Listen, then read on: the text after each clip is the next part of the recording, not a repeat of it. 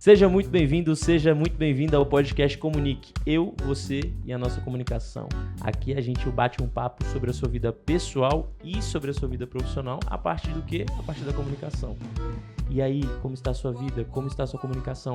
Mais uma vez, com Açaí Casca, acompanhando, seguindo a gente com o açaí mais maravilhoso, mais gostoso de Brasília. Asa Sul, Asa Norte, Sudoeste, Águas Claras. Você chega lá hoje, quarta-feira, e ganha desconto do melhor açaí de Brasília. Tema hoje é denso, impactante, extremamente atual, necessário, tudo que a gente puder falar dele, assim, de reverenciar não, mas de destacar a importância, a gente vai falar hoje sobre ansiedade, sobre sobrecarga, dificuldade de delegar e por aí vai, que tem atingido muita gente. Eu tenho recebido muita gente assim em mentoria, tem muitos amigos com esses desafios.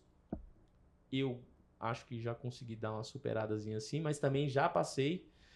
A gente estava conversando aqui antes nos bastidores, já tive crise de ansiedade, já tive crise de pânico, já tive a ansiedade generalizada, o medo do medo e por aí vai. Então, por isso que hoje eu chamo um especialista nesse assunto e em alguns outros assuntos aí da área psicológica. Luísa Monteiro, seja muito bem-vinda. Obrigada, Diogo. Muito obrigada pelo convite. É um prazer estar aqui no podcast com vocês. Espero que hoje a gente possa conversar um pouco mais sobre a ansiedade, principalmente desmistificar tantas coisas que às vezes a gente escuta sobre essa emoção e sobre os transtornos. Maravilha. Mais uma vez registro, Enoque que faz tudo isso acontecer, meu irmão. Tamo junto, muito obrigado. Vamos lá. Segurem suas cadeiras e já digo logo de cara que eu gosto de dizer isso aqui, Lu, que é o seguinte. A gente não tem intenção de passar a receita de bolo, dizer o que é certo e o que é errado. A gente tem intenção de gerar provocação, reflexão e fazer com que as pessoas eventualmente escutem sobre o que a gente vai falar hoje, que é a ansiedade, e falem, vou procurar um profissional de saúde, vou eventualmente conversar com um profissional que já me acompanha. E tem um negócio que eu fico muito feliz, é quando eu recebo uma mensagem de alguém, Diogo, por causa do podcast, por causa do que você falou lá, eu procurei um profissional dessa área. Sim. Porque aqui a gente já recebeu advogado, médico, fisioterapeuta, psicólogo, arte-terapeuta, enfim, empresário. A gente recebeu todas as áreas e é aquilo. Tem os especialistas nas áreas e eu não sou psicólogo, por isso que eu te recebo aqui para falar sobre ansiedade. Sim. O que é ansiedade, Lu? Primeiro, acho que começar pelo que é, eu acredito que é um primeiro grande passo até pra gente começar desmistificando. Facilita, né? Começando o que é a parte mais conceitual da coisa. Exatamente. Primeiro que a ansiedade, ela é uma emoção. Antes dela ser um transtorno diagnóstico, quando a gente fala, estou com ansiedade, antes de ser visto como um transtorno, ela é uma emoção. E ela é uma emoção que ela está muito associada a situações de preocupação e medo. Então, geralmente, a gente vai sentir ansiedade diante de coisas que estão para acontecer. Seja daqui a 5 minutos, seja daqui a 3 anos, 3 meses, enfim, há um futuro, seja ele distante ou seja ele longo. Então, é natural a gente sentir ansiedade. Porém, hoje em dia, a gente vem lidando com muitos quadros de ansiedade. O que é isso? É quando os sintomas, as preocupações, elas estão mais intensas do que precisariam. E aí a gente tem um quadro de ansiedade. Mas a ansiedade, de uma forma mais fácil de entender, primeiro, ela é uma emoção, mas quando ela fica muito intensa ou muito frequente, ela se torna problemática, que é quando a gente fala que é a ansiedade patológica. Inclusive, a ansiedade vai vir agora no Divertidamente como uma nova... Estou ansiosa, inclusive. Como uma nova emoção, porque não era uma das 5 que estavam, vai vir como uma 6ª emoção. Isso. Tem um negócio que eu achava, e você já desmistificou uma informação importante, porque algumas pessoas falam, eu tô ansioso. E aí, antes de escutar, eu falava assim, cara, você não sabe o que é ansiedade pra eu estar falando. Então, nesse caso, a pessoa pode dizer que tá ansiosa. Sim, não é estou doente. Isso, essa é a grande questão. Sentir ansiedade não é ter a doença mental dentro de um transtorno de ansiedade, entendeu? A gente primeiro pode entender até que sintomas de ansiedade, taquicardia, respiração mais ofegante, respiração curta, tremores, sudorese, aperto no peito, tontura, vertigem, ausência de sono, insônia, são sintomas. Se você tem um quadro de ansiedade ou não, você pode ter esses sintomas. O simples fato de você sentir ansiedade porque está perto de uma apresentação, porque está perto de uma reunião, uma viagem. Quem nunca Eu já tive medo de viajar. Sério? Então. Mas até num evento que a gente tá esperando muito, uma viagem. Eu lembro que quando eu fui pra Disney. Expectativas. Você vai pra Disney, você vai ter um casamento, você vai ter ali uma coisa que você tá esperando Um muito. date. Você vai ficar ansioso e Friozinho tá na tudo barriga. bem. Não necessariamente isso significa que você tem um transtorno de ansiedade. E tá tudo bem também se você sentir alguns desses sintomas que eu mencionei, porque é sinal de que você tá com aquela emoção. O grande desafio é ser recorrente. É ser algo que eu estou frequentemente com a sensação de ansiedade. É frequentemente e é não saber o que fazer pra amenizar, porque a ansiedade ela tende a piorar conforme você fica mais preocupado. Então, eu Vai se tenho retroalimentando ali. isso, vai aumentando. E o que acontece muito nos quadros das crises de ansiedade, por exemplo, é quando a pessoa começa a ter um tremor. Começa a sentir tremor e, ai meu Deus, aí começa. O que tá acontecendo? Por que eu não consigo me controlar? Tem alguma coisa acontecendo? E aí começa a sentir a respiração mais ofegante, aí vai reconhecendo os outros sintomas e tem a certeza de que descontrolou. E é aqui que a gente tem um quadro mais agravado da ansiedade, porque se você sente só os sintomas por si só, eles não necessariamente desencadeiam uma crise. Como eu estava mencionando o exemplo da viagem. Na véspera de uma viagem, ainda mais uma viagem muito desejada, uma Disney, como eu estava mencionando. Putz, eu fui com 15 anos, né? Assim, coisa mais... O autogerenciamento, à época, Não vai ter. Então, você vai ficar sem dormir, você vai ficar mais agitado, você pode ficar mais irritado também. Isso pode acontecer. A questão é, eu consigo reconhecer que eu estou ansiosa e eu consigo fazer algo para amenizar tudo isso que está que acontecendo seria esse comigo. autogerenciamento da ansiedade. Que também se chama, em alguns outros lugares, de inteligência emocional. Uhum. É você identificar o que está acontecendo e você ter as suas estratégias para lidar com aquilo. Sim, a gente falou de algumas estratégias para lidar até com o Carol Ciani, que fala do Sim. mindfulness e tem essa capacidade Sim. muito legal do autogerenciamento. Sim. Então, o que não é ansiedade? Que eu te perguntei o que é ansiedade, o que não é ansiedade, que muita gente fala que é ansiedade e não é. Difícil essa pergunta, mas assim, a ansiedade todo mundo vai sentir. Tá. A gente não precisa achar que tem um problema por eu estar sentindo ansiedade. Não. A grande questão é a recorrência e a frequência, sabe? Então eu gostei dessa percepção, porque o que não é ansiedade, a gente pode dizer assim, o que não é crise de ansiedade. Exato. Talvez isso fique mais Isso fácil. fica mais fácil, porque muita gente acha que qualquer momento Os é crise. sintomas, você ter uma tremedeira, não significa que você está tendo uma crise de ansiedade. Você ter uma palpitação não significa que você tem crise de ansiedade, nem um problema cardíaco. Porque muita gente tem ali um aperto no coração, ou ele começa a disparar muito rápido e vai correr para o pronto-socorro porque tem alguma coisa acontecendo comigo. Às vezes a gente está lidando com um quadro de ansiedade, uma crise, ou às vezes é porque você está realmente ansioso porque alguma coisa está por acontecer. Conversando com um amigo meu cardiologista, ele falou que está sendo bem recorrente isso. Pessoas que dão entrada no hospital com o quadro, tô infartando, e é uma crise de ansiedade. E a gente sabe que é crise porque se faz todos os exames cardiológicos, né, cardíacos, eles ficam todos normais e aí a gente vai pro fundo emocional. Inclusive, esse é um requisito, assim, a gente, dentro do quadro de ansiedade, a gente tem alguns sintomas que são muito parecidos com várias outras doenças fisiológicas. Tremores, sudorese, respiração bagunçada, vertigem, tontura, diarreia. Se você fala isso só no pronto-socorro, pode ser um monte de coisa. Mas a gente primeiro tem que descartar todas essas possibilidades, fazer os exames fisiológicos, né, do corpo, para depois entender que realmente a gente pode estar lidando com uma questão emocional. Beleza. Deixa eu fazer uma pergunta um pouco mais pessoal aí. Por que você gosta tanto de ansiedade? Porque todo mundo odeia ansiedade. Então, você é uma pessoa que gosta da ansiedade. Não que você... É brincadeira, óbvio. É igual eu falo na advocacia. Eu falo, que ruim que você tá precisando de mim. O melhor seria se você não precisasse de mim, se tivesse tudo certo. Mas ainda bem que eu existo pra poder conseguir te ajudar. Sim. Por que você gosta tanto de ansiedade? Por que você se conectou com a ansiedade como uma possível fonte de trabalho, de estudo, de dedicação, de entrega? Tem a ver com a minha história. Tem a ver com o que eu já passei na minha vida, principalmente na fase da adolescência. Na época ali do ensino médio, uns 16 anos, mais ou menos, que eu estava na véspera de vestibular, decisão profissional, cobranças das mais diversas. notas variando muito no ensino médio. Eu sempre fui uma pessoa muito estudiosa, mas também muito cobrada. Uhum. Então, ficar abaixo da média era muito sofrido, muito difícil. Então, eu fui passando por um transtorno de ansiedade generalizada, que eu fui descobrir depois, né, em acompanhamento.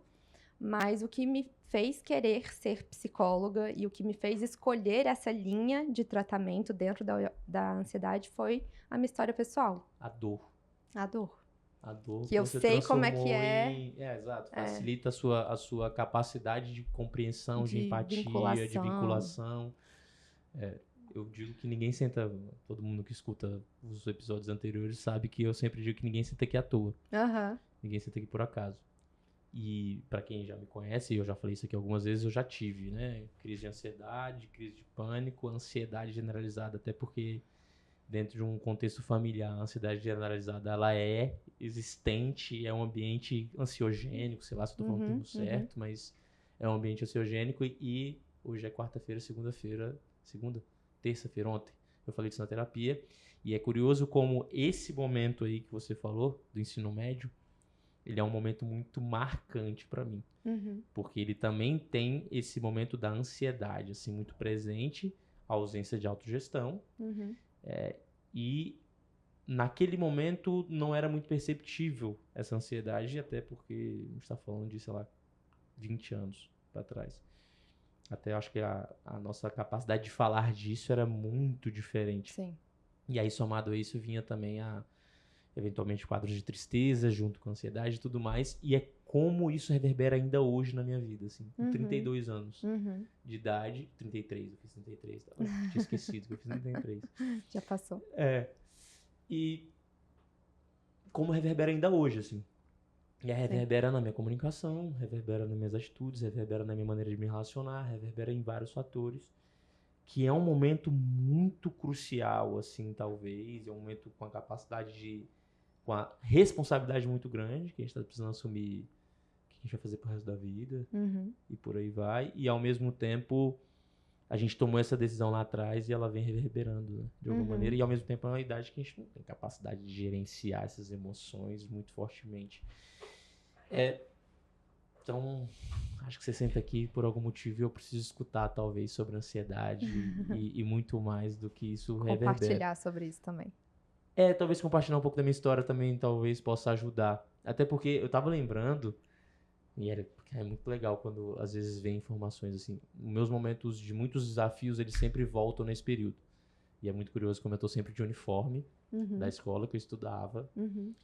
Porque era um local em que eu saio de um colégio que a gente estudou no mesmo colégio, no ensino fundamental, extremamente acolhedor, intimista, em que eu estudei lá desde maternal, conhecia todo mundo, era amigo de todo mundo, para uma escola em que eu não conhecia absolutamente ninguém, que foi por um contexto de família falar, seu irmão estudou, então você vai estudar, porque para você passar no NB você precisa estudar lá. Sim. Eu falo, não quero ir para outra escola.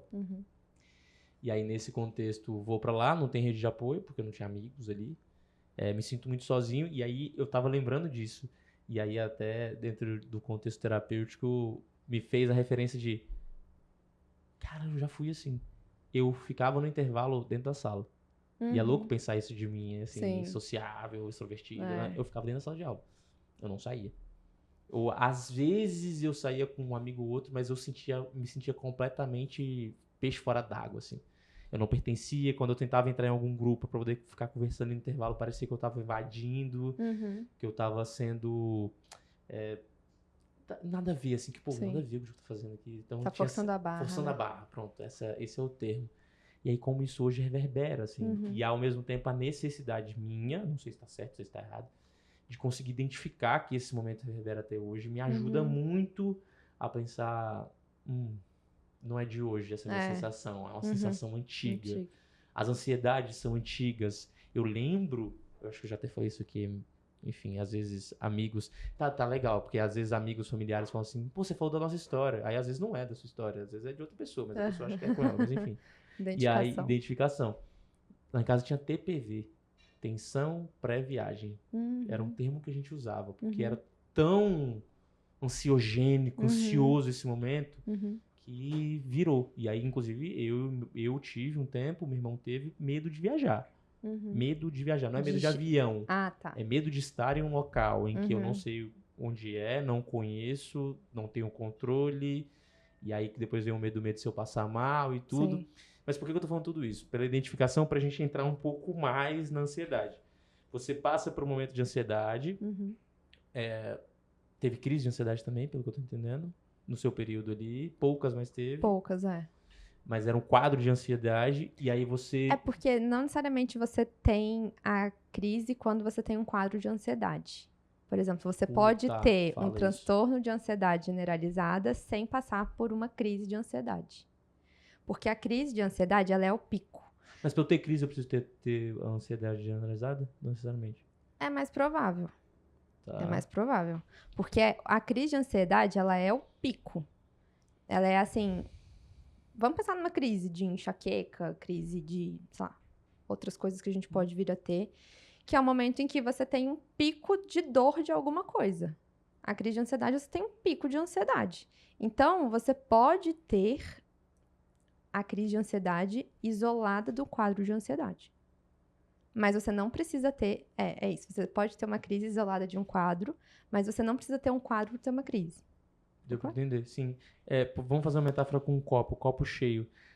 A ansiedade generalizada é como se fosse um copo cheio. Tá sempre cheio. Sempre cheio. Tá sempre cheio. Mas tem uma hora que ele pode encher do nada, rapidão, E transbordar. e transbordar. É. Mas ele pode estar vazio também e enche de uma vez e vira uma crise. Pode. Não é tão comum. Não é tão comum. Porque é mais fácil que ele esteja mais cheio por mais tempo. Sim. Pra daí você ter uma crise. Sim. Mas, Então, o assim, grande é porque a desafio gente não pode dizer o que pode, o que não pode. Sim, Tudo pode, né? determinismo, Depende, Exato. Concordo. A questão é o que é mais provável. É mais provável você ter uma crise de ansiedade em pessoas que já têm uma ansiedade generalizada. Até porque tem algumas situações, assim, minha percepção de leigo, que tem situações que se a pessoa não tiver uma crise de ansiedade é um tanto estranho, sei lá, uma situação catastrófica. Aham. Pô, a pessoa vai conseguir lidar com aquilo ali sem encher o copo d'água, tipo assim, você é estranho, hein? Assim, o negócio, claro, né? Não é o que a gente deseja, não é o que a gente quer, mas em alguns momentos catastróficos Pode acontecer. pode acontecer e é meio comum. Beleza, aí você passa por essa situação, você faz psicologia, você faz essa formação, e aí você começa a atender, e esse começa a ser o teu carro-chefe de atendimento e disposição. Falar de crise de ansiedade, falar de ansiedade. Inclusive, você tem um curso disso. Eu tenho um programa. O programa Caminho para a Tranquilidade, que ele é online. Ele é formado por alguns módulos em que eu explico o que é a ansiedade, como eu estou mencionando aqui com você. Explico também os sintomas mais comuns. E sintomas, a gente tem sintomas cognitivos, que são os nossos pensamentos. A gente tem sintomas físicos, que são os que aparecem no nosso corpo. A gente tem sintomas emocionais, é como que isso aparece, ou seja, irritabilidade, oscilação de humor, nervosismo. E a gente tem também sintomas afetivos, que é como que isso aparece nas nossas relações. Eita. Então, eu explico sobre todos esses sintomas e também sobre os quadros mais comuns. Transtorno de ansiedade generalizada, agorafobia, que é o medo de ter medo, transtorno de pânico, ansiedade social. Não sei se está faltando algum, mas... Crise? A própria crise que está muito associada ao transtorno de pânico. E também tem um outro módulo em que eu falo sobre as estratégias, ou seja, o que a gente pode fazer na prática para lidar com a ansiedade. Então, uma das sugestões mais amplamente divulgadas hoje em dia são as técnicas de colocar a nossa atenção no aqui e agora. Técnicas de respiração, técnicas de mindfulness, técnicas de meditação, yoga, atividade física. Mas nesse curso, né, na verdade, nesse programa, eu falo um pouco mais sobre como que a gente pode colocar isso em prática. Tem, inclusive, um bônus sobre desenvolvimento de hábitos, porque acaba que, para a gente lidar com a ansiedade, a gente vai ter que desenvolver novos hábitos. Total. Caso contrário, a gente vai continuar num quadro recorrente. Total. A gente bota o link do curso na descrição do episódio, então, para quem quiser se aprimorar e se capacitar para si mesmo. É uma autogestão. A ideia desse programa é realmente que as pessoas pudessem entender um pouco mais sobre a ansiedade, não se sentir tão refém do porquê que isso está acontecendo comigo, o que eu faço, para que elas pudessem se sentir mais empoderadas e mais fortalecidas, mais seguras, para entender, quando eu sentir isso, eu faço isso. Tá. Puxando para a comunicação, que é a minha pegada aqui, né, o que eu gosto muito e carrego na minha história, Você falou dos sintomas. Uhum. E aí você falou de irritabilidade. O que tem chegado muito aqui pra mim, e aí eu tenho percebido um pouco do desafio, até no que se refere à ansiedade, que pode ser, eu quero escutar, é o desafio da pessoa conseguir confiar no que vai acontecer no futuro. Aham. E aí confiar remete à capacidade de delegar, capacidade de conseguir gerenciar as pessoas, e aí confiar no que as pessoas vão fazer, a ausência de dizer sim para tudo, ou seja, a capacidade de dizer sim e de dizer não, dizer o que eu quero, o que eu não quero. E aí isso começa a ter um desafio de comunicação gigantesco. Só que parece que me parece, não, eu tenho certeza, isso eu tenho certeza, é que o processo começa interno, assim. A comunicação intra da pessoa tá numa confusão danada e ela tem dificuldade de expressar, e aí depois ela fala, nossa, eu tô muito sobrecarregado. E aí eu pergunto, por que você aceitou isso? O que você disse quando você recebeu essa demanda? Sim. Você conseguiu treinar alguém para poder fazer? Você conseguiu delegar e etc. Você conecta a ansiedade com esses momentos? Com certeza. Fala mais. Com certeza, porque vamos tentar ir por um caminho, né? Vai. A gente tá lá preocupado. O que será que está por vir?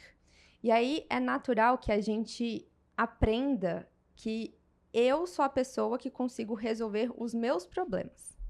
Então, se isso é problema meu, é preocupação minha, resta a mim resolver. Se eu penso que uma outra pessoa pode me ajudar, eu tenho que tentar entender qual que é a minha segurança com essa outra pessoa, porque às vezes eu não sinto segurança na outra pessoa e nem em mim mesma em delegar. Porque só eu vou ser capaz de resolver o meu problema. Não tem mais ninguém nesse mundo capaz de me entender e de resolver o que eu consigo resolver. Super entendo. Isso é uma coisa minha. Quando é uma coisa minha, fica tão embolado nos pensamentos que daí entra pensamento catastrófico, que é o que de pior pode acontecer, com pensamento pessimista de não vai dar certo, com pensamentos intrusivos de que isso é tudo problema meu. E são várias modalidades de pensamento que vão se fortalecendo para entender que só você é capaz de lidar com isso. Porque só você entende o que está acontecendo na sua cabeça, sendo que às vezes você não entende, você está confuso. Isso que eu falo agora. Aí a sua comunicação... Então, porque daí a sua comunicação já tá meio bagunçada porque você escuta muitas coisas. São seus pensamentos, algumas pessoas vão dizer que são tipo vozes, né? Que ficam ali rondando a sua mente, mas que nada mais é do que você mesmo inseguro. Entendeu? Com medo do que vai acontecer. E o controle, ele pode estar completamente ligado aí? Sim. Um controle excessivo do futuro, com das certeza. informações. Só eu. Só depende de mim. E assim, isso é importante dizer porque diz muito, terapeuticamente falando, sobre a história de vida. O que aquela pessoa foi vivendo, o que ela foi construindo. Porque muitas vezes o próprio desenvolvimento da ansiedade, ele é construído a partir das experiências, pelos pensamentos que aquela pessoa teve e pelo que ela começou a acreditar desde então. Tá. Então, se eu tenho uma viagem e para a viagem dar certo, a gente tem que ter um roteiro, eu não posso correr o risco de não ter roteiro. Tá. Entendeu? Então, não posso passar, sei lá, 2 dias antes da viagem sem ter roteiro. Ou às vezes até antes, né? Porque envolve pesquisar lugar, pesquisar transporte, fazer o próprio financiamento. É impossível não ser previsível. Tem que ser tudo previsível. Tem que ser tudo previsível e tudo depende de mim. Tá. Mas aí é o que eu tô colocando. É muito da experiência que cada pessoa teve. Às vezes isso vai sendo repetido nas relações familiares. E aí a abordagem sistêmica, que é a minha formação, diz muito sobre isso. Que a gente tem uma tendência de repetição. Não dá para dizer que vai repetir, mas é a probabilidade que é maior pelo histórico e pelo que a gente já se aproximou. Onde aprendeu, né? Entendeu? Nesse sentido. O aprendizado é ali difícil não reproduzir o aprendizado que teve logo de cara. Então, se a gente vai percebendo que as pessoas têm uma tendência de entender que são elas que resolvem os próprios problemas, eu passo a ter essa postura também. E é aí que depende só de mim, eu centralizo as coisas, eu não confio nas outras pessoas e eu fico confuso porque tem várias coisas passando pela minha cabeça, várias dúvidas, várias inseguranças, mas depende só de mim. E é impossível prever tudo. É impossível prever tudo. É impossível prever todas as variáveis. Tá. Então a gente... Vamos pegar aqui uma trilha, né? Um caminho, como você disse. Eu estou tendo, por exemplo, um desafio profissional ou um desafio em casa, exemplo, de me sentir sobrecarregado. Então, eu acho que só eu que estou fazendo as coisas, só Sim. eu que estou fazendo as atividades, ninguém mais faz. E, eventualmente, eu também não consigo delegar. E é legal quando eu pergunto isso para os alunos, eu falo assim, você já pediu? Ah, não, Diogo, não peço não, ninguém vai saber fazer. Uhum. Aí eu falo, tá, Ninguém você vai já saber pediu? Saber fazer do seu Isso. jeito, né? Aí eu pergunto assim, você já pediu? Ah, teve uma vez que eu pedi, mas assim, veio horrível e aí assim, eu não peço mais. Aí eu pergunto, e como você pediu? Aham. Aí começa a dar, já gerar alguns desafios. Eu falei, como você pediu? Ah, eu eu falei pra ela que eu precisava de tal atividade. Eu falei, você disse pra quando? Ela falou, não. Você disse como você gosta? Ela diz, não. Eu falo, então como virá o que você pediu? Do jeito dela. Eu falei, e o jeito dela tá errado? Aí a pessoa responde, ah, eu não gosto. Eu falo, ah, então olha a diferença que você tá comunicando. Ela não sabe fazer o que você não gosta do jeito que ela faz. Sim. Olha a diferença disso. Uhum. Uma baita diferença. É. Só que daí, pra poder chegar nesse ponto de conseguir... Só que aí depois vem, o que eu faço? Aí eu sempre digo, né? Até porque eu não trabalho com quem não faz terapia. Eu falo, não é pra terapia, é pra tentar entender por que você não consegue confiar. Sim. Por que o seu jeito é o único certo, Uhum. eventualmente. Uhum. E isso é muito comum também, as pessoas Muito. dizerem assim, só meu jeito que é o certo, só meu jeito que... Às vezes não vem dessa forma. Uhum, Nem todo mundo, quando tá no ambiente terapêutico, fala o meu jeito é o meu jeito certo. uhum. Mas às vezes fala assim, eu acho que ela não vai conseguir. Acho que ela não me entende.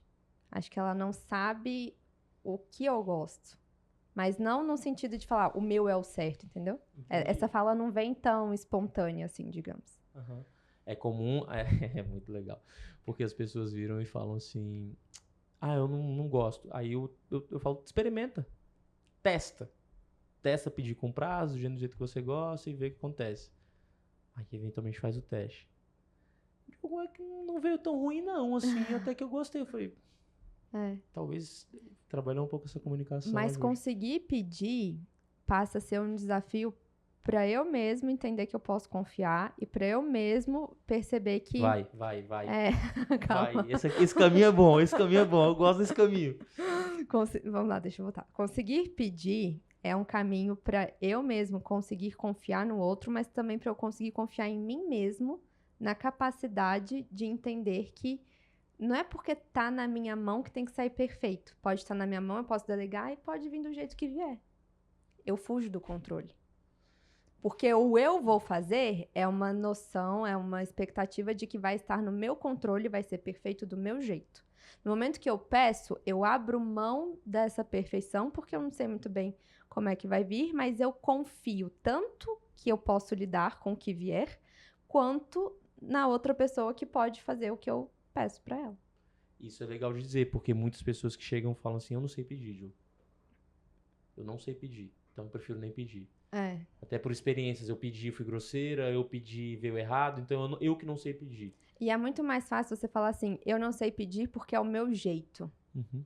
É muito mais fácil, porque você Reseta entende a vida, assim... né? Eu sou assim, não tem mais o que fazer, então vou ser sobrecarregado mesmo, a vida que segue. Aceite. Porque daí essa pessoa, num olhar mais profundo, como tá sendo aqui, ela tá guardando os medinhos dela.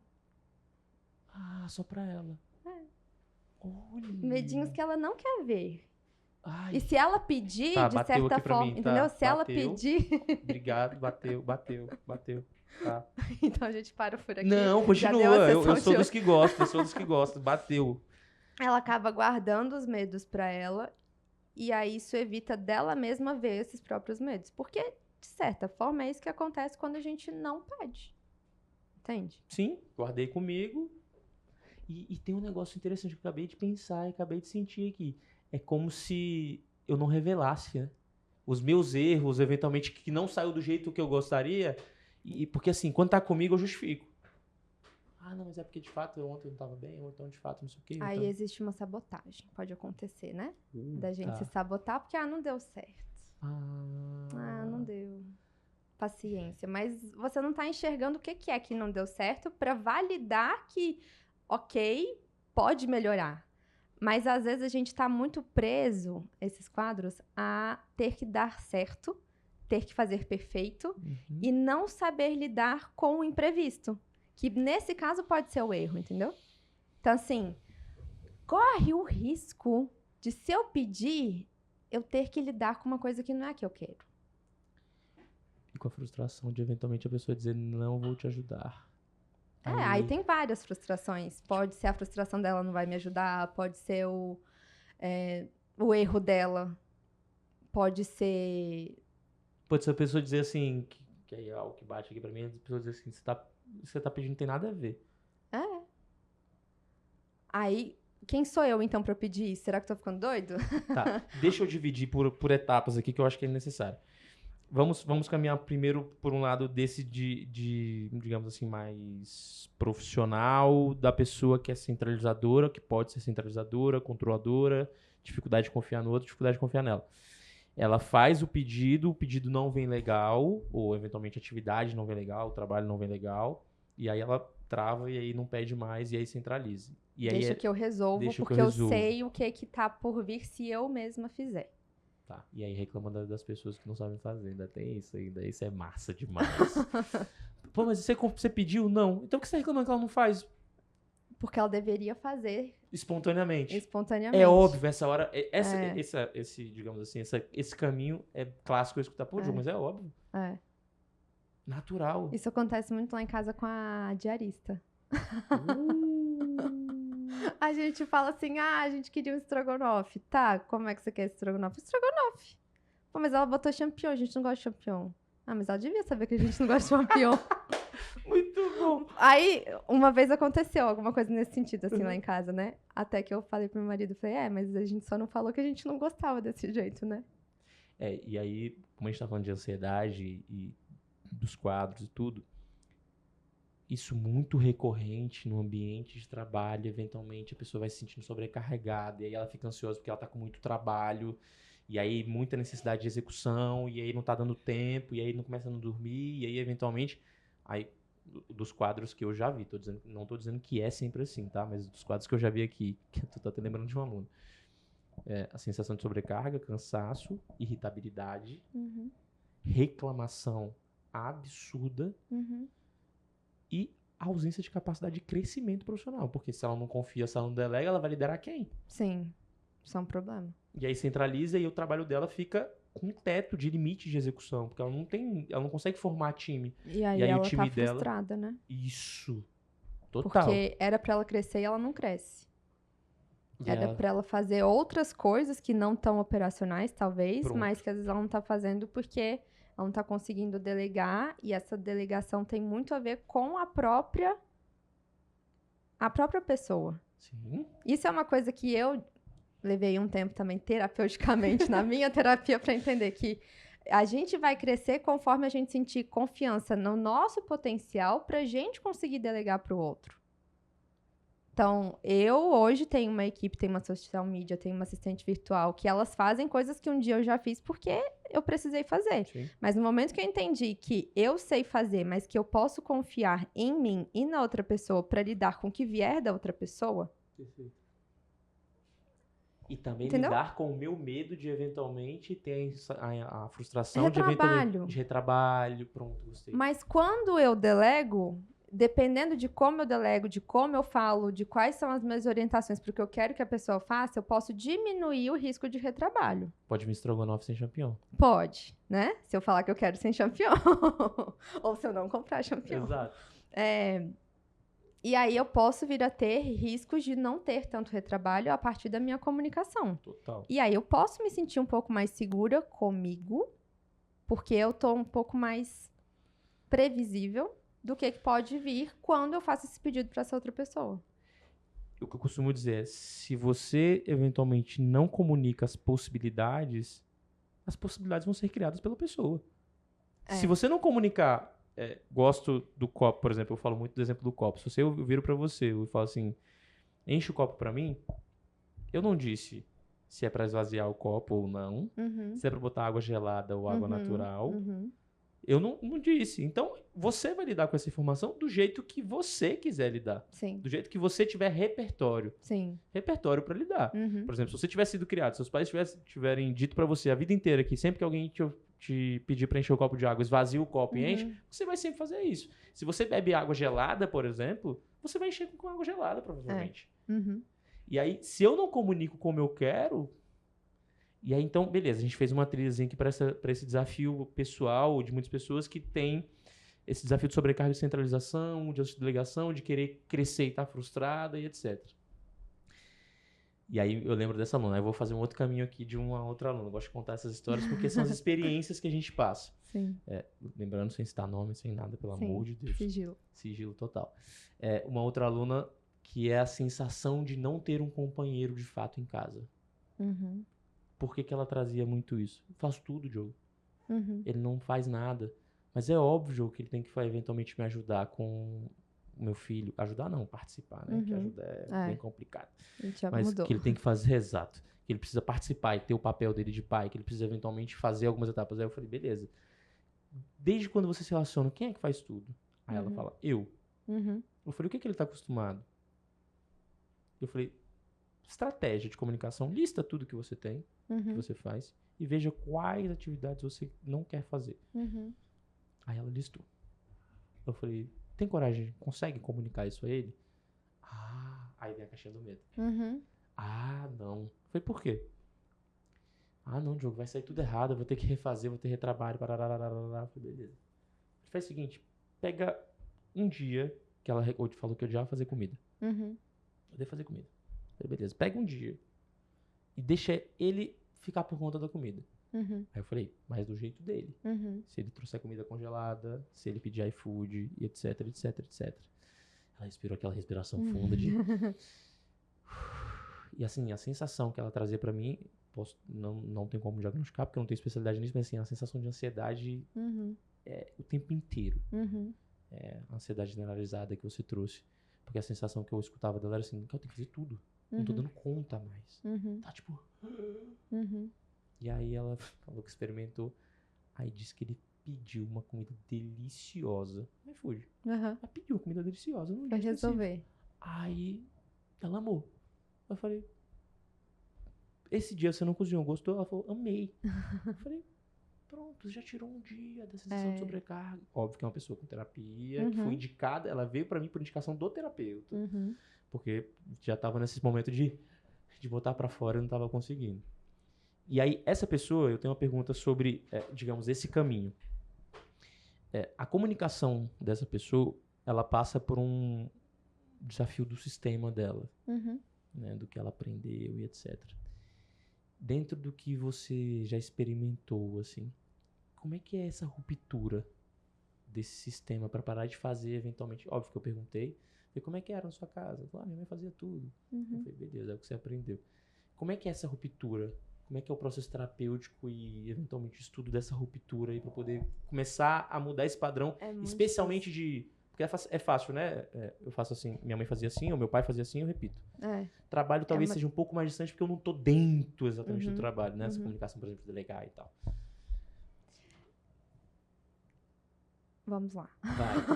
Vai, que pelo que eu vi já vai vir bomba, vai. É porque assim, ó, eu trabalho com essa abordagem sistêmica que vai entender que muito do que a gente aprende veio da nossa família. Tá. Por ser o nosso primeiro parâmetro, por ser a nossa primeira fonte de aprendizado. Então, naturalmente, a gente vai ter alguns comportamentos que podem gerar ansiedade, como, por exemplo, não conseguir pedir para as pessoas fazerem algo, que pode ter vindo de uma origem familiar. Muito bem. Então, a gente lida com essa repetição de padrão. Quando eu não sei pedir, mas eu entendo que eu preciso, então eu vou estar diante de um passo de quebrar um padrão. É nesse ponto aí. A gente tem muito medo. Por quê? Porque a gente não sabe como é que é se não for assim. Putz, tá. Não tem repertório disso. Não tem repertório. Não sei como é. Tá. Minha terapeuta fala que é possível, minha amiga fala que também dá pra ser, mas eu nunca vivi isso. Então, a gente passa a ser muito desafiador, porque a pessoa precisa se fortalecer até emocionalmente para ela ir percebendo que antes de quebrar um padrão, ela pode ir quebrando outras coisas na vida dela para se sentir capaz de lidar com uma coisa maior. E aí, a gente pode lidar, por exemplo, não só com o não conseguir delegar, mas até com não saber dizer não. Dívidas.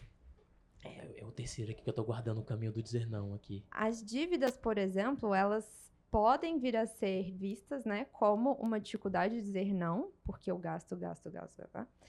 Mas acaba que isso pode ser, entre aspas, hereditário. É, o João Vitor veio aqui e falou sobre finanças, a comunicação Aham. com dinheiro, e ele trouxe essa possibilidade aí de... É, Então, nessa hora vem um medo mesmo. um Evento- medo, de falar, porque cara, vou romper o que tipo assim, eventualmente dívida é me ruim. fez existir. Exatamente, dívida é ruim, mas é como eu sei funcionar no mundo. Eu não sei funcionar sem dívidas. A minha família não sabe funcionar sem dívidas. Quem vou ser eu para funcionar sem dívidas? Entende que daí tem um medo muito grande? Porque Total. daí, em um olhar sistêmico, é muito medo da rejeição. Como que eu vou ser, ainda dentro desse meio, uma pessoa que não tem dívidas? Como que as pessoas vão me ver? Como que elas vão me encarar? Como é que vai ser a minha relação com elas? Será que eu vou começar a ser uma pessoa superior? E se eu for superior, eu vou estar correndo o risco de ser rejeitado? Não pertencer. Não pertencer? Isso é muito arriscado. E o nosso cérebro pensa em tudo isso. Entendeu? Total. Às vezes inconscientemente. Mas, enfim, é a minha forma de falar, né? Mas, Uhum. é, Sim, sim, sim. mas faz com que a gente mantenha alguns comportamentos, alguns padrões, pelo medo do desconhecido. Que daí tem muito a ver com o que a gente está falando da ansiedade, que é o medo do imprevisto, do que eu não conheço, do que eu não sei como é que vai ser. Eu gosto de dizer, eu acho que vocês têm um termo técnico pra isso, mas eu gosto de dizer experimenta.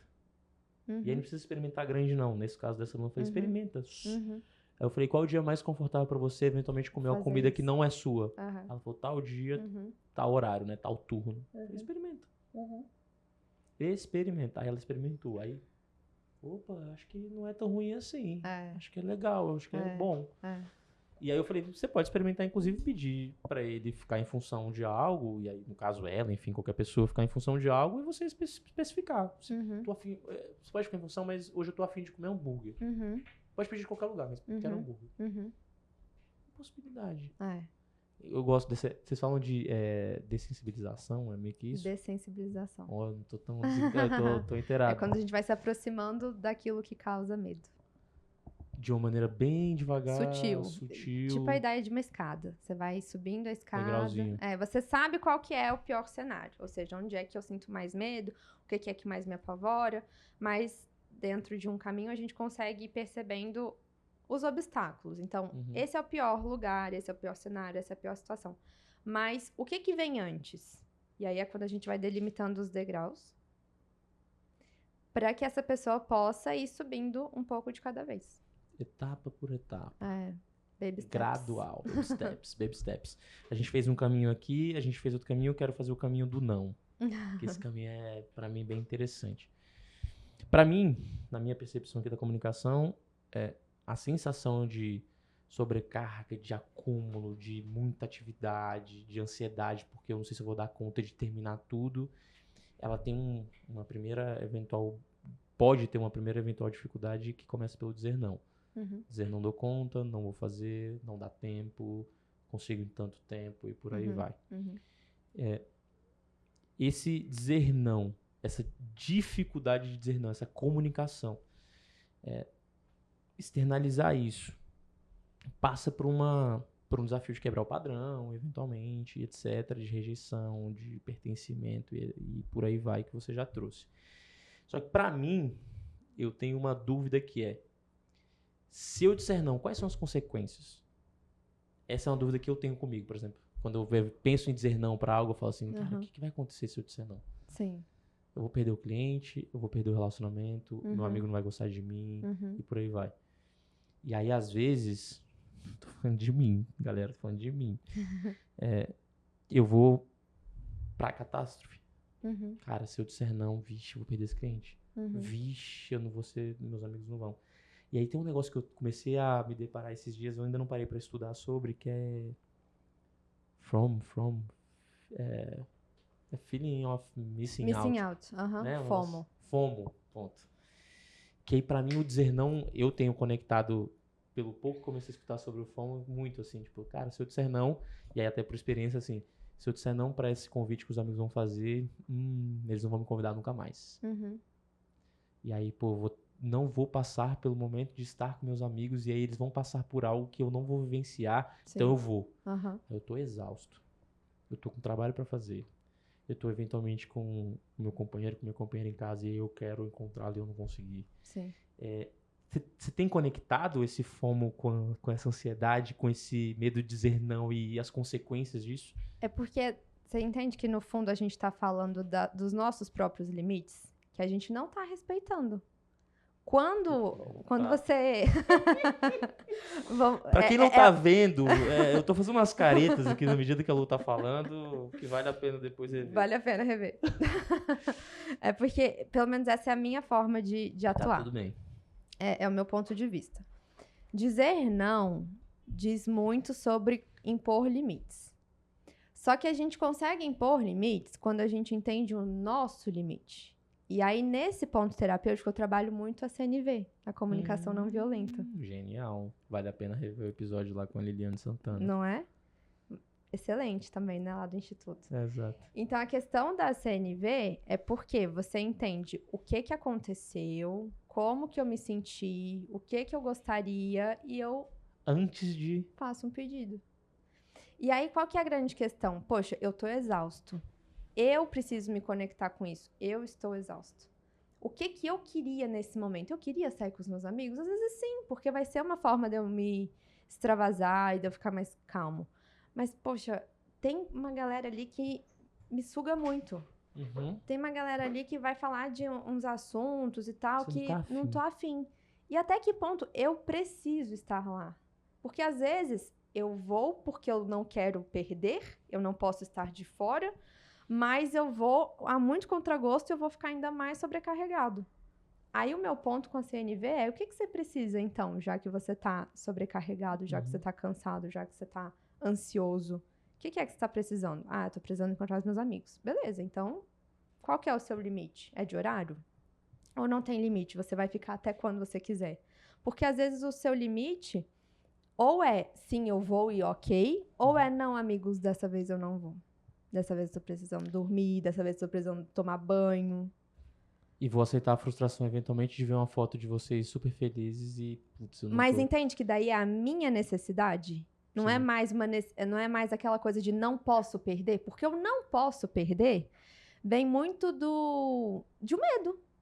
O medo de ser Total. excluído, o medo de não ser chamado na próxima vez. Só que se você entende as suas necessidades, você pode entender que o medo ele pode aparecer, mas ele não precisa ser a predominante. Perfeito. Entendeu? Perfeito. Porque se eu tô sobrecarregado num nível que eu não tô afim de ir pra lá, o que eu realmente preciso é dormir.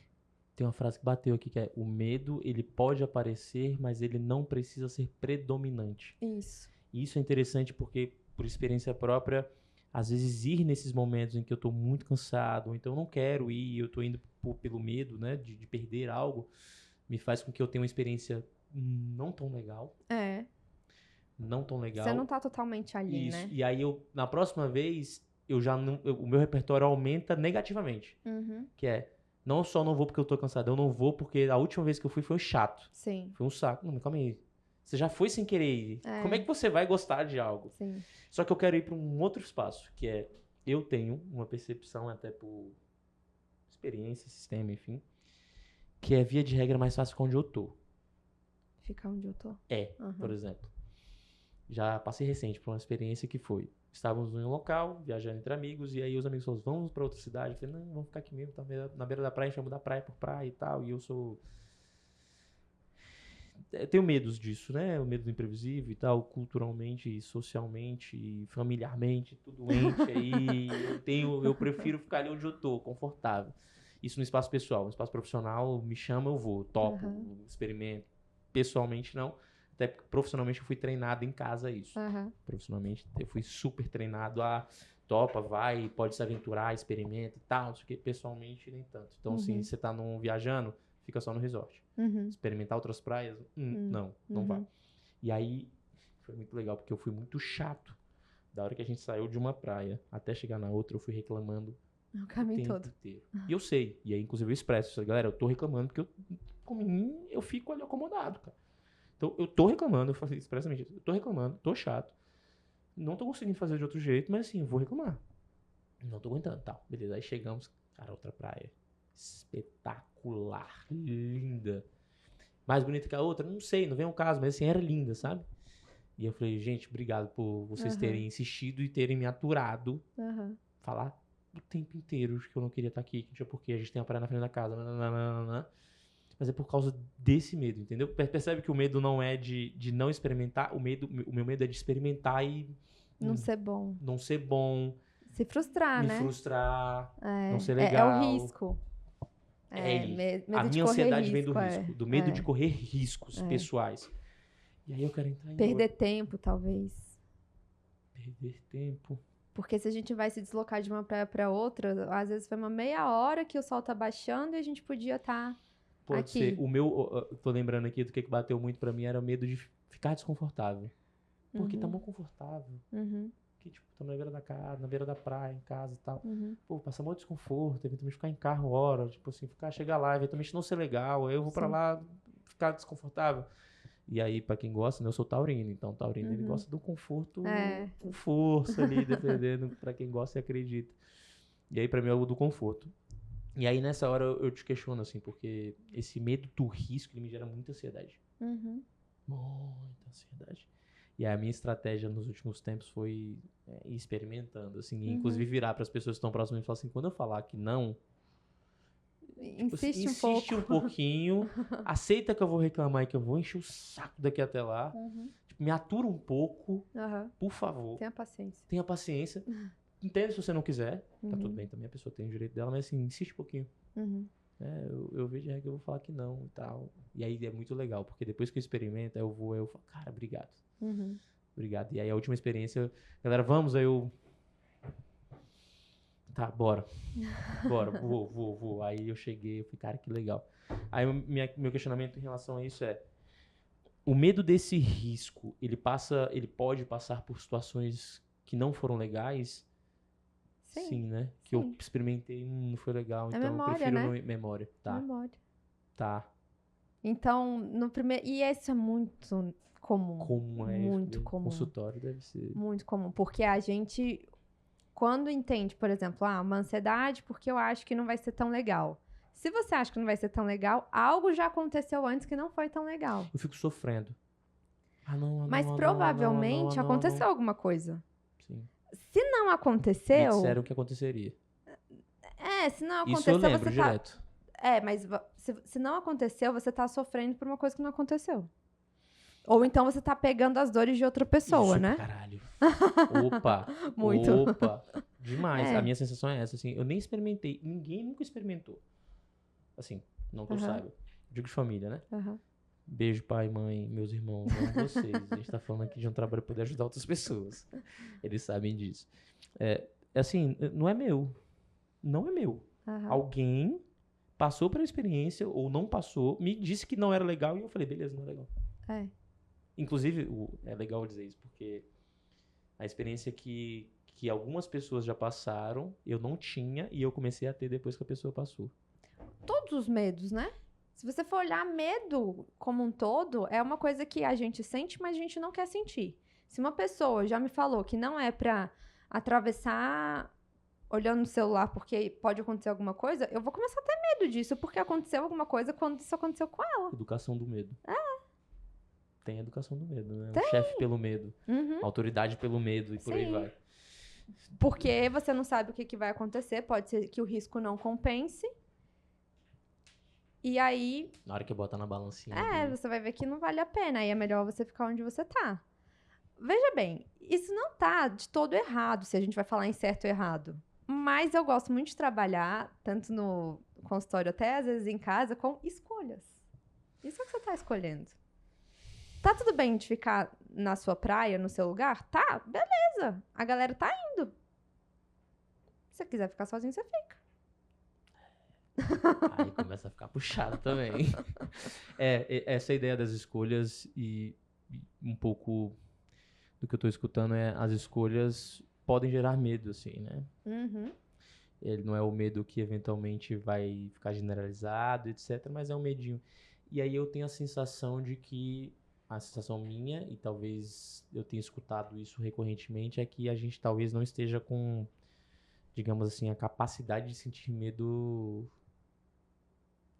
fortalecida, talvez. A gente tá sentindo muita coisa, Diogo. É? A gente tá sentindo Tá, muita fala. ansiedade, a gente tá sentindo muita preocupação. A gente, hoje em dia, tende a ter muito medo de muita coisa. Se você for olhar, Pronto, entendeu? é isso que eu tô querendo dizer. Hoje em dia, a gente tem medo de atravessar na esquina à noite e acontecer um furto, um assalto, sei lá, uma coisa pior.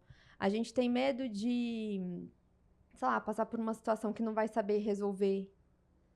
A gente tem medo de crescer profissionalmente. Tem muito medo. Eu vejo que boa parte desse medo tem a ver com toda a evolução tecnológica que a gente tem hoje em dia. Tá. Porque a gente tem muito acesso a muita coisa que nem sempre é o que acontece com você. Né? Eu fiz uma estratégia há muitos anos de parar de um pouco de ler notícias e etc. catastróficas. Inclusive, se começarem a me mandar, eu falo, desculpa, mas tô de boa. Assim, Estratégia minha, né? entendeu? Porque ficou muito divulgado. Então, hoje a gente tem acesso a muitas histórias, a muitas situações. Eu tenho um paciente que ela é adolescente, ela tem muito medo do escuro. Olha só. Tudo bem. Hora em o Escuro, você indicou esse filme pra ela? É um filme de criança, Não, Hora em o não Escuro. Eu assisti com conheço. minhas sobrinhas. Elas não conseguiram assistir tudo, porque elas são crianças. Aham. Mas é muito bom. Não conheço. Hora em o Escuro. Tá no Netflix. Tá, legal. Aqueles filmes de criança que são pra adulto? Divertidamente. Divertidamente, excelente. Ela tem muito medo de escuro. Muito medo de escuro, mas fica naquela ideia de que alguma coisa vai acontecer porque ela já viu nos filmes. Olha aí. Entendeu? Porque ela já viu nas séries. Tá, e quais são as evidências que você tem? Já aconteceu na sua casa? Alguém já entrou na sua Não. casa? Não. Ah, tem porteiro na sua casa? Tem. Tem segurança 24 horas? Tem. Então, o que te faz achar que vai ter um ladrão que vai subir 4 andares? Não vai. Mas é o medo, porque ela já viu isso, ela já se comoveu com a personagem, ela já se identificou com aquilo que ela viu, e ela acredita fortemente que aquilo vai acontecer. O que você acha da transferência do medo? Eu vou te especificar como assim. Período, por exemplo, que começou dengue. Aham. Muito dengue aqui em Brasília e tal. Um grupo, não vou especificar muito, porque senão vai dar problema. Um grupo começaram a mandar, tipo assim, não sei quem morreu por causa da dengue. Uhum. Casos de dengue, não sei quantos casos de dengue. Gente! Uhum. Aí foi o fim, porque eu botei um limite pra mim que não tava dando. Caps Lock, caixa alta, destacado. Grupo de WhatsApp. Grupo de WhatsApp, a pessoa escreveu, não foi mensagem encaminhada. Estou muito preocupada com a dengue. Beleza. Confesso que eu não sei mais o que fazer, eu tô preocupada, tipo assim, discorrendo sobre a preocupação dela. Sim. A minha resposta foi, tá, e o que a gente pode fazer? Uhum. Limpar os vasos, pra quem gosta, pra quem quer tomar vacina e eventualmente passar repelente. Eu falei, beleza. Fiz os 3, exemplo. Fiz os 3. E aí, agora? Uhum. Pois é, eu tô muito preocupado, os hospitais estão cheios, ninguém sabe o que fazer. Aí eu falei, eu posso pedir pra você não mandar essa mensagem no grupo? Ou, eventualmente, eu vou preferir sair do grupo, porque eu não recebo nenhuma contribuição com essa mensagem. Pra mim, ela não soluciona nada. Sim. Ela só transfere o medo que você tá sentindo, que você tá falando, não tô aguentando. E aí eu posso fazer, eu perguntei, não posso fazer algo por você pra, eventualmente, se sentir mais confortável? Você falou, não, a gente tem que fazer alguma coisa. Fazer o quê, cara? Uhum. Você quer que eu saia matando mosquito por aí? Eu não tenho o que fazer. Uhum. Eu falei assim, ou então eu vou sair do grupo, porque você tá querendo pegar o seu medo e me transferir esse medo. Uhum. A minha sensação é essa. O que eu vou fazer com isso? Uhum. Ela, não é isso não e tal. Eu falei, cara, eu não dou conta. Uhum. Eu não dou conta. Eu já tenho muitos medos. Eu já tenho uma percepção pessoal de sentir muitos medos. Então, assim, não. Uhum. E aí eu contextualizei. Transferência do medo. Qual é a tua percepção sobre isso? Tem acontecido? Como reagir com isso? O que fazer? Porque, cara, eu tenho medo. Eu preciso dizer pra você que eu tenho medo. Eu preciso fazer com que você sinta o medo junto comigo pra poder a gente se conectar. Tipo, eu acho isso muito doido. sei até que ponto ela queria que as pessoas se conectassem pra sentir medo, ela só tava desabafando, né? Tem isso no caso também. das pessoas é uma transferência de medo, porque ela faz isso com é? outras situações. Tipo assim, ela sentia alguns Tá. medos também, ela quer que todo mundo fique com medo igual. Aí eu falo, o que eu vou fazer? É. Tipo assim, ela se incomoda quando eu não sinto medo junto com ela. Aham. Aí eu falo, pô, tu quer que Aí eu você sinta medo? primeiro encaminha pra terapia. Já encaminhei, já tá Encaminha pra encaminhado. terapia. Tá encaminhado. Fala um pouquinho mais, porque daí tem, né? Cada caso é um caso. Não, eu Mas digo assim, da transferência do medo, muito dessa comunicação de precisamos estar em estado de alerta. então, Vamos são dar as mãos, pessoas 1, que... 2, 3. são pessoas que estão num nível de estresse muito alto. São pessoas que estão desconfiando até das possibilidades que elas têm. Então, assim, o que dá pra fazer? Passar repelente não é suficiente, mas a gente não tem muito mais do que fazer isso, além, né, das alternativas que a gente tem. Então, acaba que me parece um quadro muito que a pessoa tá muito insegura e duvidando de tudo. É muito difícil. O que fazer? Eu sou da tese de colocar limite, assim. Não, claro. Tipo, eu vou lá e coloco limite, porque, pô, não tô Ok, mas mas medo não que você tá sentindo. Ok, mas não significa que ela vai parar. Não. Né? Aí é problema dela. Não, mas ela vai transferir o medo pra outra pessoa. Eu não vou salvá-la. Sim, Eu, comigo, no meu ambiente, não, pô. Sim. Ou então aquelas pessoas que você contam a ideia, ela só traz problema, só traz negatividade. Eu falo, porra. Porque o meu é pior que o seu, né? Pois é. Eu até gravei um vídeo que uma amiga pediu sobre o momento do Rio Grande do Sul, né? Pois é, você conta a situação do Rio Grande do Sul, aí você fala, pô, merda, um primo meu, um familiar meu tá passando por situação. Pois é, eu já passei por isso há 10 anos, não sei onde. Por que eu sinta, o que você quer que eu faça? Mas essa da transferência do medo é porque tá muito baseada pra mim nessa comunicação de ausência de percepção sobre o que de fato eu estou sentindo e o que eu tô querendo fazer ou solucionar quando eu digo. O que vai mudar? Você começar a replicar um monte de catástrofe para as outras pessoas. Porque daí é o jeito como ela achou, né? Pra tentar lidar no mundo. E eu acho que ao mesmo tempo é um jeito dela pertencer. Porque assim, se eu sinto medo e as outras pessoas não sentem... Sim. Pô, mas calma aí, vamos dar a mão aqui, querido. Sente medo junto comigo. Pô, não tô de boa de sentir esse medo aí. Já tenho os meus medos já. Pra assumir outros... Sim. E aí eu acho que volta naquilo que você falou do pertencimento, né? Da ideia de querer participar, de querer pertencer, de querer seguir eventualmente um padrão que foi pré-estabelecido e aí cortar isso. Quando você me fala isso da transferência do medo, a sensação que eu tenho é que é uma pessoa que tá muito insegura, muito estressada, e que ela tá duvidando de toda a realidade dela. Como eu mencionei, parece que tudo que é possível... É insuficiente. Não é isso, é insuficiente. Tem que ter alguma coisa a mais. Que resolva. Tem alguma fórmula que eu tô compartilhando aqui com vocês pra ver se alguém sabe, porque eu ainda não sei. Pode ser. Claro que, como você tá mencionando, eu concordo que impor limites pode ser bem interessante pra sua saúde, assim, né? Pra forma como você lida com a sua questão. Mas é aquilo, cada um vai ter o seu jeito de lidar com o que te preocupa. E claramente, quando ela transfere esse medo, né? Quando ela compartilha esse medo, é sinal de que ela tá num nível mais elevado. E assim, eu abraçá-la, eu dar a mão pra ela no medo e ficar com medo junto, não resolve nada. E esse é o ponto, você não precisa, né? Exato. Exato. Sim. É porque eu acho que aí tem a diferença de ajudar pra ficar com o problema da pessoa. Exato. Tipo assim, se ela falar, a gente tem que achar uma outra alternativa, essa briga não é minha. A minha dá vontade de perguntar assim, Tato, quer que eu faça o quê? Quer que eu vira o agente de combate à endemia? Eu não sou. Eu até brinquei com um amigo, porque eu advoguei por muitos anos para os agentes de combate à endemia nacional. E aí eu brinquei, eu falei, pô, quase que eu liguei pros caras, eu falei, passar o contato aqui de uma pessoa, ela vai te ligar aí e ela vai trabalhar junto contigo no combate, porque, pô, vou fazer o quê, sabe? Mas eu trago isso muito por experiência própria de como, assim, a gente já tem nossos medos, a gente já tem nossos desafios. Eu acho que vale um pouco de atenção a nós mesmos de ver o quanto que muitas vezes a gente transfere, a pessoa não sente medo sobre aquilo, cara. Você precisa trazer o seu medo pra ela que ela sinta medo daquilo. Acho que vale uma reflexão sobre essa nossa comunicação, sabe? Tem uma das nossas abordagens que diz que isso é uma introjeção tóxica. Ou seja, é algo que introjetou que não era meu, entendeu? É nesse sentido, introjeto que não era meu.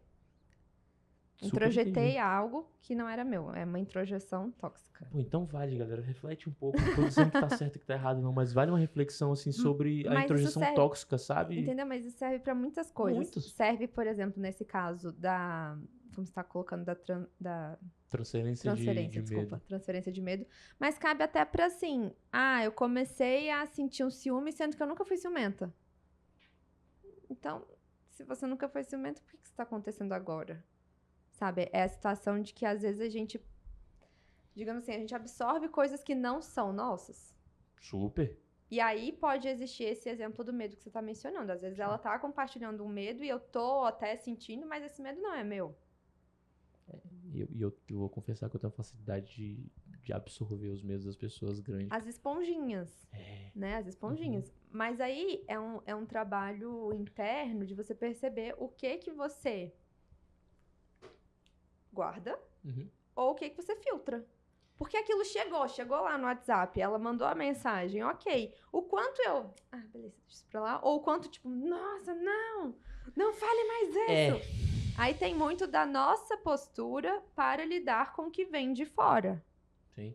Sabe? É porque como, na minha sensação, da minha vida, por exemplo, e eu acho que isso acontece com algumas pessoas, a gente já tá com um copo muito cheio. No meu caso, um copo muito cheio de alguns medos que eu venho conseguindo esvaziar. Mas é um trabalho, é um processo longo, e aí eu tô nesse trabalho há muitos anos. Quando a pessoa vem, parece que querer, tipo, oferecer assim, quer mais um medo aí pro teu copo? Aí eu falo, porra, dá raiva, assim, sabe? Inicialmente, eu falo, bicho, tu não tá vendo que tá cheio, não? Mas você entende que às vezes ela nem sabe o que Nem é que você tá sabe, passando? sim. E aí super pode ser compreensível. muito mais uma análise sua Minha. de, ok, isso não me importa tanto, eu tô fazendo a minha parte, e isso Total. não me identifica. Só que eu me identifico, né? É esse aí que bate. Aí quando você fala assim da esponjinha, de eventualmente filtrar, como eu, e aí eu tô falando de mim, eu muitas vezes não consigo não ser esponja, eu não consigo escutar e não absorver esse medo, até porque eu já tenho um copo bem cheio, eu coloco o limite já de nem receber. Assim, não quero falar, não quero escutar, não quero saber.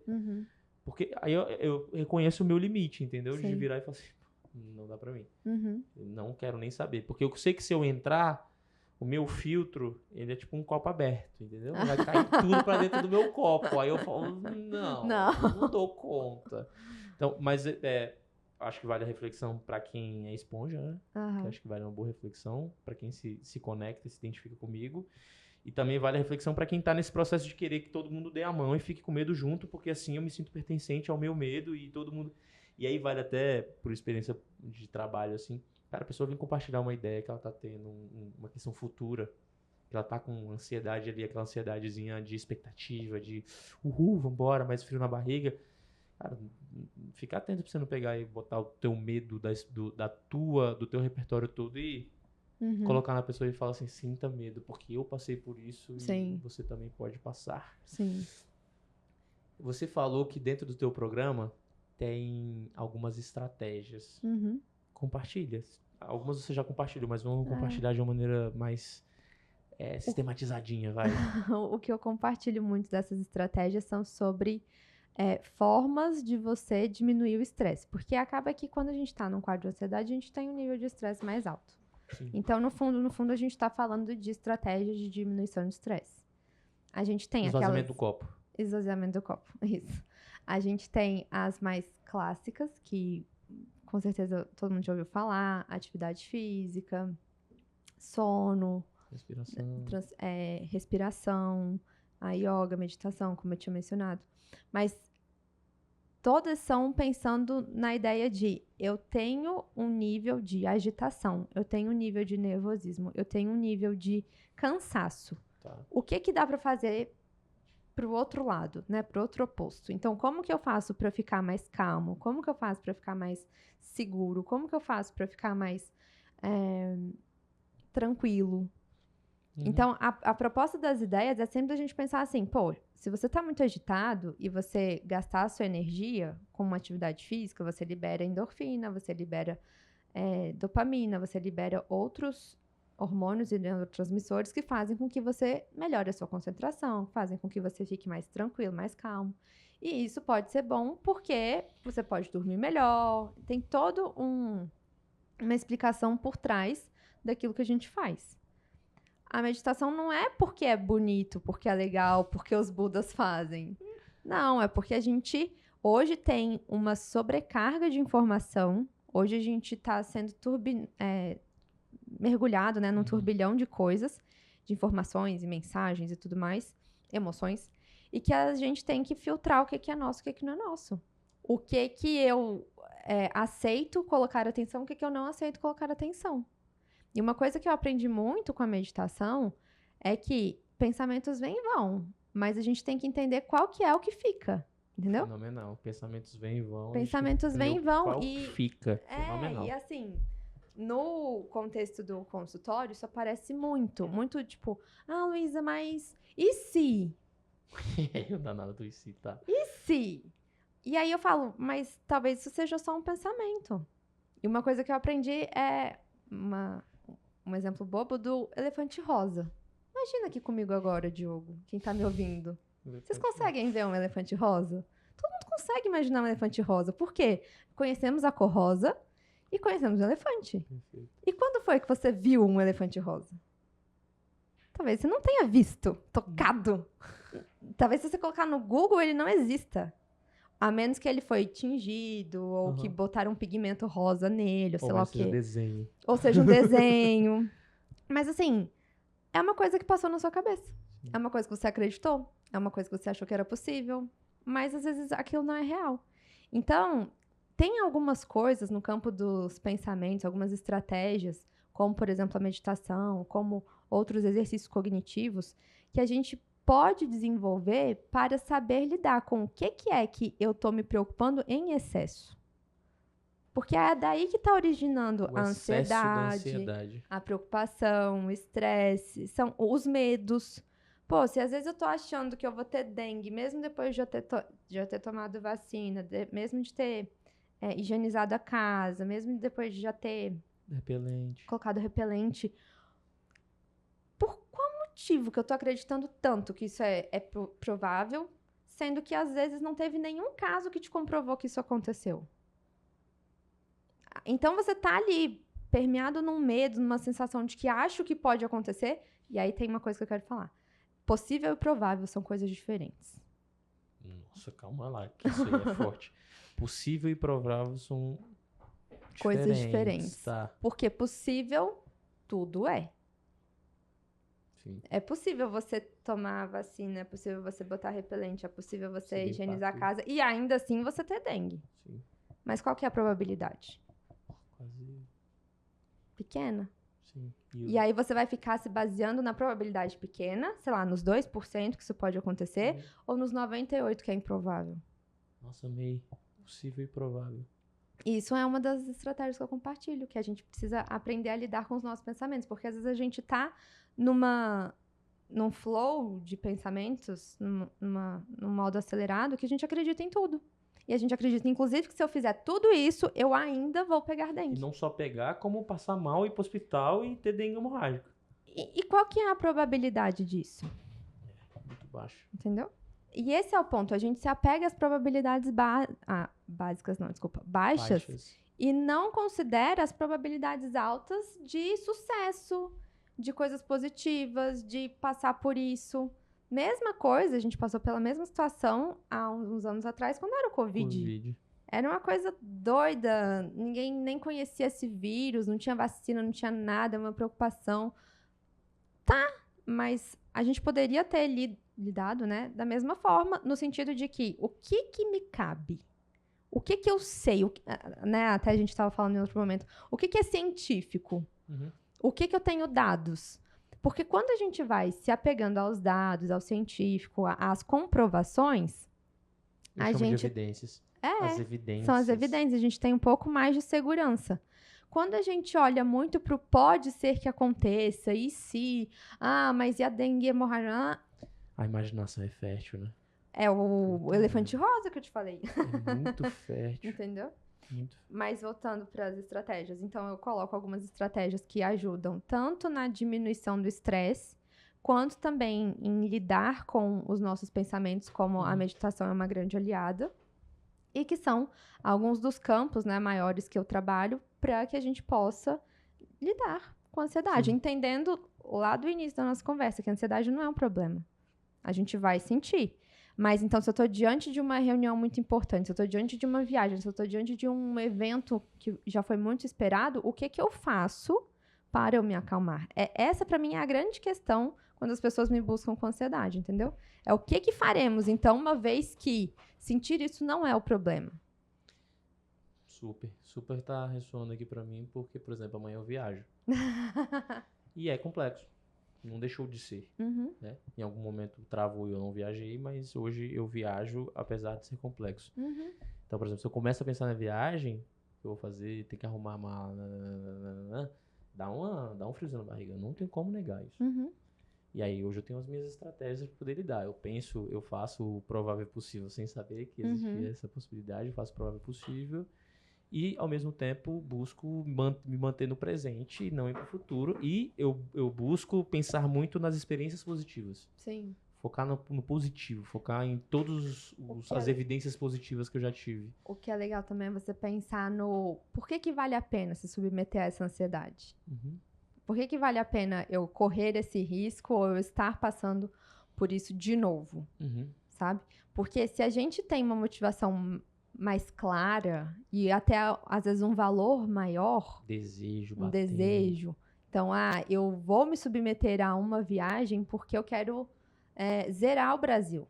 Quero conhecer todos os estados do Brasil. Eu tenho paciente que está zerando o Brasil. Que legal.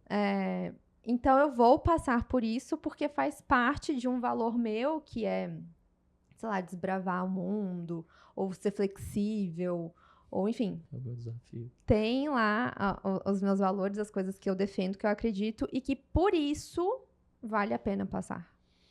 Em terapia recentemente o Luiz trouxe pra mim a ideia de desejo versus medo. Tipo, o quanto que o meu desejo, ele tá comigo e às vezes o medo ele faz parte pra poder cumprir o meu desejo. Exato. Ele faz parte, então meu desejo, eu me aproprio mais do São meu desejo. os dois lados da moeda também que eu trabalho. Perfeito. Pra você pra você viajar, você vai ter o lado bom de estar naquele lugar e você vai ter o lado ruim de talvez sentir ansiedade. Perfeito. Gostou do papo? Muito legal. Quer deixar uma mensagem aí pra galera? Um pensamento, reflexão, alguma... Nossa, a gente falou tanta coisa, mas se eu pudesse encerrar, eu queria dizer que a gente não deve temer o que a gente sente. Uma das coisas que eu trabalho muito com os meus pacientes é entender que se a gente sente aquilo é porque existe um motivo e nada é por acaso, eu pelo menos acredito muito nisso, mas que a gente pode aprender a lidar com o que a gente sente. A gente pode se comunicar com esse medo e com essa sensação, Exato. com esse sentimento, com essa emoção. Esse medo pode estar querendo dizer coisas que às vezes você não está enxergando, ou que você não está querendo ouvir, mas que ele não existe só porque ele, entre aspas, pode ser feio. Mas ele existe como uma função protetiva também. A gente sente medo para se proteger. Só que às vezes a gente pode estar se protegendo num nível excessivo, que não precisaria. A ansiedade e o medo comunicam. Comunicam muito. Maravilha. Então, se a gente puder olhar um pouco mais para as nossas emoções e perceber que tem algum motivo para elas existirem, provavelmente a gente vai ter uma sociedade mais harmoniosa e eu acredito muito nisso. Maravilha, Lu. Muito, muito, muito obrigado. Obrigada. Esse assunto me pega, como deu pra perceber, que eu acho que foi o episódio que talvez eu tenha falado mais e apresentado mais experiências minhas pessoais.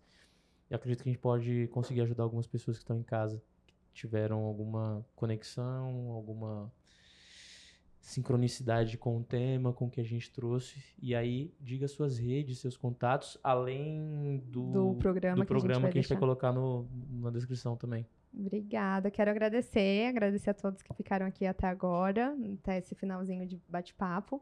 Eu sou Luísa Monteiro, sou psicóloga clínica, atuo desde 2016, com a demanda predominantemente da ansiedade. O meu arroba é o @psi.luisamonteiro. Luísa com Z. Luísa com Z, boa colocação. Além disso, tem o programa Caminho para a Tranquilidade, que a gente vai deixar o link disponível. E também realizo atendimentos individuais e hoje tenho até uma parceira que faz os atendimentos comigo também. Então, a gente já está formando uma equipe maior para quem sabe ter um espaço ainda maior também. Que legal, Lu. Muito, muito obrigado. Enoque, mais uma vez, meu irmão, tamo junto, vambora. Açaí Casca, mais uma vez acompanhando a gente. Você vai lá e ganha esse desconto maravilhoso e come o seu açaí delicioso. E aí, como está a sua vida? Como está a sua comunicação? Como está a tua comunicação com a tua ansiedade e com o teu medo?